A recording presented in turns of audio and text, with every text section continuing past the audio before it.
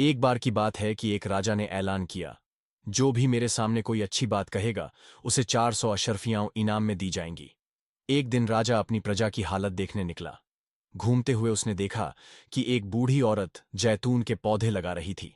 वह लगभग 90 साल की थी और बड़ी मेहनत से जमीन तैयार कर रही थी। राजा ने पास जाकर पूछा, अम्मा, तुम तो कुछ ही सालों में इस दुनिया से चली जाओगी और ये पेड़ तो 20 साल बाद फल देगा, तो इतनी मेहनत का क्या फायदा? बूढ़ी औरत ने मुस्कुराते हुए जवाब दिया, महाराज, जो जैतून हम खा रहे हैं वह हमारे बड़ों ने लगाए थे। अब हम यह लगा रहे हैं ताकि हमारी संतान इसका लाभ उठा सके। राजा को यह बात बहुत पसंद आई और उसने तुरंत हुक्म दिया, इस औरत को 400 अशर्फियां इनाम में दे दो।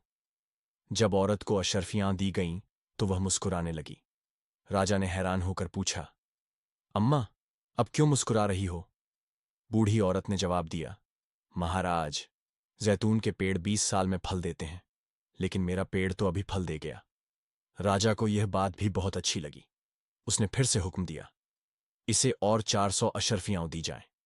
जब और अशर्फियां दी गईं तो औरत फिर मुस्कुराने लगी।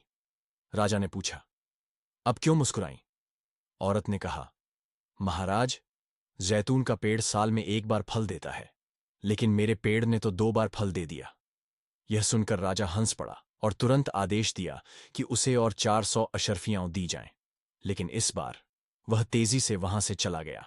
रास्ते में मंत्री ने पूछा, महाराज, आप इतनी जल्दी क्यों चले आए? राजा ने कहा, अगर मैं और रुकता तो मेरा पूरा खजाना खाली हो जाता, लेकिन इस औरत की बुद्धिमानी भरी बातें खत्म नहीं होती।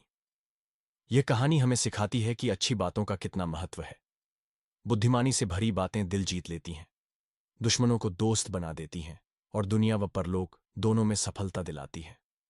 धन दौलत से बहुत कुछ खरीदा जा सकता है, लेकिन दिलों को जीतना सिर्फ अच्छी बात और नरमी से ही संभव है।